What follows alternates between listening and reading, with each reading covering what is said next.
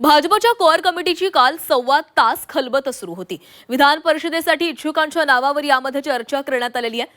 Core कमिटीने निवडलेली नावं दिल्लीमध्ये पाठवली जाणार आहेत। 2 ते 3 दिवसांमध्ये आणखीन एक बैठक होण्याची शक्यता वर्तवली जाते। तर काल भाजपच्या कोअर कमिटीची बैठक आयोजित करण्यात आलेली होती। विधान परिषदेसाठी इच्छुक उमेदवारांच्या नावांवर चर्चा पार पडलेली आहे। 2 ते 3 दिवसांमध्ये आणखीन एक बैठक होण्याची शक्यता आहे। सोबतच ज्या इच्छुकांची नावं समोर येतील ही यादी दिल्लीला पाठवणार असल्याची देखील माहिती समोर आली आहे।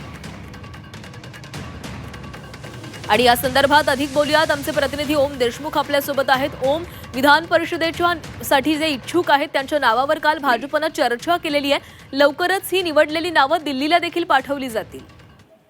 प्राची, काल मुख्यमंत्र्यांचं शासकीय निवासस्थान असलेल्या वर्षा बंगल्यावर या संदर्भातली बैठक पार पडली।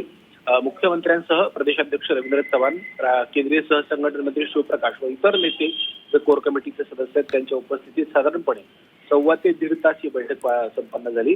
मुख्यत्वे आपण पाहिलं असेल की 5 जागा आहेत भाजपच्या कोट्यावर। त्या 5 जागांसंदर्भात प्रभागनिहाय, विभागनिहाय आणि सामाजिक पातळीवरती जे समीकरण आहेत त्या अनुषंगाने चर्चा झाल्याचं कळतंय।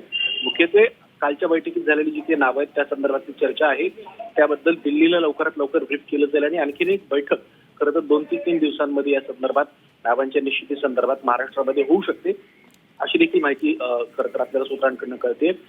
जी 10वी जागा आहे खरं तर त्यामध्ये प्रज्ञा सातव ज्या काँग्रेसमधून आल्या होत्या त्यांच्या नावावर जवळपास शिक्कामोर्तब झालेला आहे। त्यांना आणखीन काही जबाबदारी दिली जाणार असल्याची देखील माहिती आपल्याला सूत्रांकडून कळते। त्यासोबतच जर आपण पाहायला गेलं तर इच्छुकांकडनं जे आहे ते मुख्यमंत्री आणि प्रदेशाध्यक्ष या दोघांच्याही गाठीभेटी घेण्याचं जे सत्र आहे ते सुरू झालेलं आहे।